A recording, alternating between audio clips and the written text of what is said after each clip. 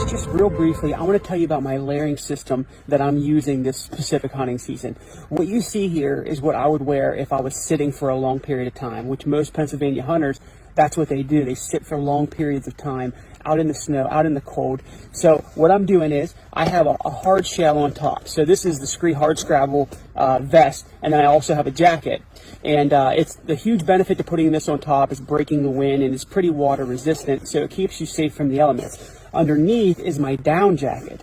So this down jacket is a big insulator. It packs up about that big.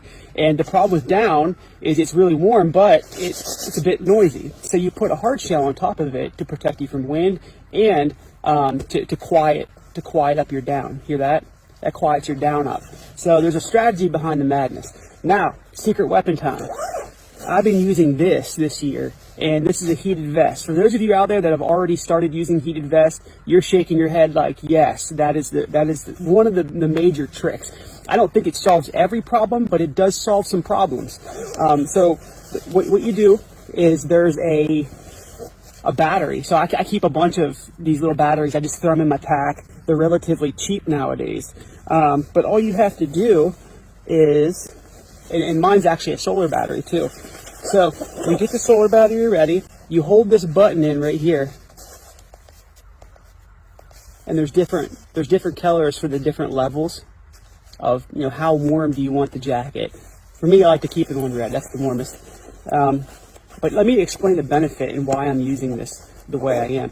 So obviously, you know, if you're in a box blind, you could use a buddy heater. But a lot of guys don't have the luxury, especially if they're hiking out onto public land and they're just sitting down somewhere and they don't have the luxury of a box blind, or, you know, they're exposed to the elements. Well, I can feel this thing already heating up, and it heats up around your neck too, which is really important, keeping that neck nice and warm and holding that heat in. So what I'll do if I'm sitting is I'll wear my down jacket and my hard shell on top of the vest, and it keeps you super warm. Now, when I'm doing a hunt like I am on, you know, with Heath out in the public land and we're moving, I usually just wear my merino wool from Scree underneath this vest, or both vests. So I'll take the only thing I'm taking out is the down. I'll keep it in my pack. It packs up that big. I'll throw it in my backpack. So I'm basically just wearing my base layer, which is merino wool, and then I have the heated vest, and then I have the hard scrabble vest. And I have a lot of mobility in my arms, and not only that, it keeps me from getting sweated up too much. But here's the kicker. Sometimes when you're hunting in the snow and you're moving a certain way into the wind, right? And what I like to do is get up kind of on an edge where I can see down into a ravine, but I can also see the flat that I'm on the edge of. And sometimes it's better, it just depends on how thick it is and where you're at. Sometimes I go right down the middle of the ravine and I can see the side walls, and the deer stand out a lot more in the snow. But what I like to do is if we run into some does or we run into a group of deer, what I like to do is if I have to stop and I have to wait for them to move through before we can go around them, you're going to get cold because you don't have your down jacket on. You don't want to get it out because it's noisy and you got to sit there for a while. Just hit the button and turn your vest on.